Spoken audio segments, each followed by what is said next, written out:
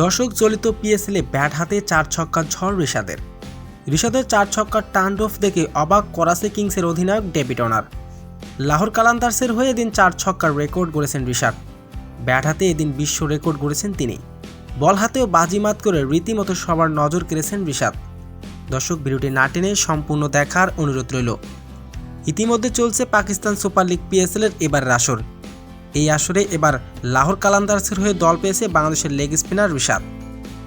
দর্শক, এদিন করাচি কিংসের বিপক্ষে খেলতে নেমেছে ঋষাদের দল লাহোর কালান্দার্স। শুরুতে এদিন টসে জিতে আগে ব্যাটিং করতে নেমেছে তারা। ব্যাটিং করতে নেমে শুরু থেকে উইকেট হারাতে থাকে লাহোর কালান্দার্স। এদিন মাত্র 80 রানের মাথায় 5 উইকেট হারায় লাহোর কালান্দার্স। এরপর ব্যাটিংয়ে আসে বাংলাদেশের লেগ স্পিনার রিশাদ হোসেন। মাঠে নেমেই শুরু করে দেন 4 ছক্কার টার্নঅফ। ঋষাদের দুর্দান্ত ব্যাটিংয়ে এদিন বড় সংগ্রহের দেখা পায় লাহোর কালান্দার্স। ঋষাদ এদিন মাত্র 25 বলে 65 রানের ইনিংস খেলে রীতিমতো সবার নজর কেড়েছেন।